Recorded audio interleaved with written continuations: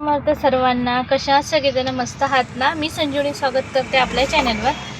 तर आज आम्ही चाललो आहे जरा बाहेर, गावी चालली आहे मी, माहेरी. मी खूप खुश आहे. मी जायचं नाही जायचं करत करत आता मी फायनली निघालो आहे आणि आत्ताच निघालो. अर्धा तास साधारण झाला आहे आणि जायचं होतं आम्हाला कालच, पण जायचं नाही जायचं या कारणामुळे राहिलं होतं आणि आता आम्ही चाललो आहे, फायनली निघालो आहे.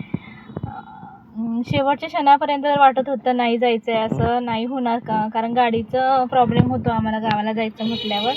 पण काय नाही काय करून आता गाडी भेटली आहे आणि आम्ही आत्ता आलो आहे आणि परीचे डॅडू जेवण्यासाठी थांबले आहेत.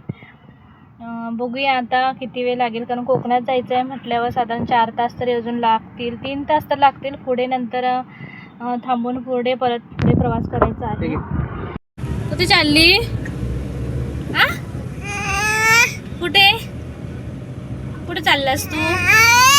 शार्वीकडे चाललास होय? बाबांकडे?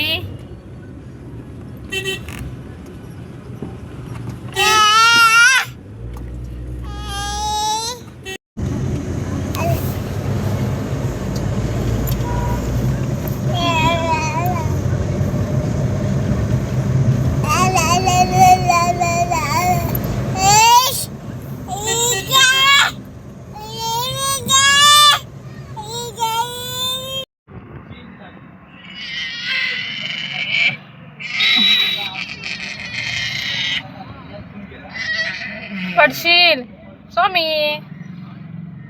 शी काय खाते? लस्सी खातो बेटा तू? ये स्वामी. परची डॅडूंचं जेवण वगैरे करून झालं आणि आम्ही पुढच्या प्रवासाला सुरुवात केली होती आणि थोड्या अंतरावर गेलो आणि गाडीची हवा चेक करण्यासाठी थांबलो होतो आणि तिथे गाडीला थोडं पंक्चर आहे असं कळलं. त्यामुळे आम्हाला तिथे बराच वेळ झाला होता, साधारण 1 तासाच्या वरती इथे वेळ लागला होता आम्हाला. आणि आम्हाला 3 वाजेपर्यंत तर थोडं अंतर पार करायचं होतं, पण आम्हाला 3 इथे कोल्हापूरमध्येच वाजले होते. बराच वेळ तिथे लागल्यामुळे तिथे थोडं लस्सी वगैरे प्यायली आणि मी घरी जेवून वगैरे काही गेली नव्हती आणि लवकर निघण्यासाठी फक्त मी सकाळी नाश्ता करून निघाली होतो. मी तर नाश्ता पण केला नव्हता, कारण गावाला जायचं आणि घरच्यांना भेटायची एवढी उत्सुकता होती की मला भूकच लागली नव्हती. मी माहेरी गेल्यावर आता 1-2 महिन्यांनी वर्ष होईल मला माहेरी गेल्यावर. आणि असं पहिल्यांदाच आता होत आहे मला, एवढ्या वेळाने मला गावाला जायला मिळत आहे, कारण परी आजारी असल्याने मला कुठे बाहेर जाणं शक्य होत नाही आणि एवढ्या दिवसांनी गावाला जाणार होती ना, त्यामुळे मला भूक वगैरे काहीच लागत नाही होती. खूप मी खुश होती, सर्वांना भेटणार वगैरे होते आणि आम्ही सर्व 4 बहिणी पण एकत्र होणार होतो. आणि थोड्या दिवसांनी भाऊही जॉबला जाणार होता, त्यामुळे मला तर वाटत होतं थोडे दिवस तरी इथं गावाला राहायचं असं ठरलं होतं. पण काही प्रॉब्लेम असला मला काय राहायला मिळालं नाही, पण एका दिवसाची जाऊन यायचं होतं. पण त्यात पण मी खूप खुश होती, कारण मला पप्पांना सर्वांनाही भेटायला भेटणार होतं. आम्ही सर्वजण एकत्र एका दिवशी होणार होतो, त्यामुळे मी खूप खुश होती. आणि त्या आम्ही जेवण वगैरे काही केलं नव्हतं. परचे डॅडू जेवण करण्यासाठी थांबले होते आणि परीला वगैरे मी घरीच भरून आणलं होतं आणि थोडं डब्यातूनही घेऊन आली होती, कारण थोडा वेळ कुठे थांबलं तर तिला भरवायचं वगैरे. पण घरीच थोडं तिला भरून आणलं होतं. त्याच्यानंतर गाडीचं काम करायला बराच वेळ लागला होता. त्याच्यानंतर आम्ही गाडीचं वगैरे काम केलं. परचे डॅडू जेवले होते आणि मला जेवायला ये म्हणले होते, पण परी गाडीमध्ये झोपली होती, त्या मी काही जेवायला वगैरे गेली नाही.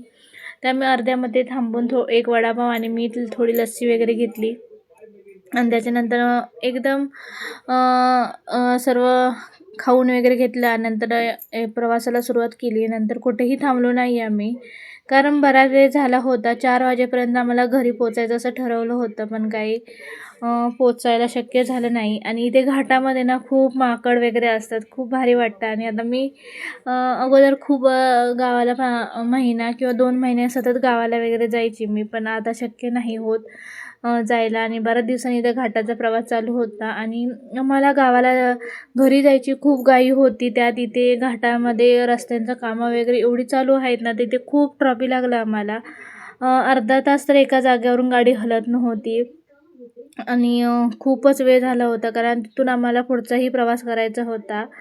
त्यानंतर स्वामी वगैरे खूप छान झोपून उठला होता आणि आता जसं घरी जवळ आलं होतं तसं स्वामी पण उठला होता. त्याच्यानंतर घरी जाऊन पुढे आवरून वगैरे मला परीला मी काही घेऊन जाणार नव्हते, पण पुढचं आवरून मला बड्डेसाठी जायचं होतं आम्हाला. तिथून पण साधारण 2 तासाचं अंतर होतं पुढे जाण्यासाठी. त्यामुळे काही घरी गेल्यानंतर व्हिडिओ वगैरे केलं नाही, कारण पटपट जाऊन मी आवरलं. कारण दीदी आणि छोटी बहीण आवरून वगैरे राहणार होती आणि नंतर माझं फक्त आवरायचं होतं. त्यानंतर घरी वगैरे गेलो, छान फ्रेश वगैरे झालो आणि पुढच्या प्रवासाला सुरुवात केली. चला तर तुम्हाला व्हिडिओ आवडल्यास व्हिडिओला लाईक करा, चॅनलला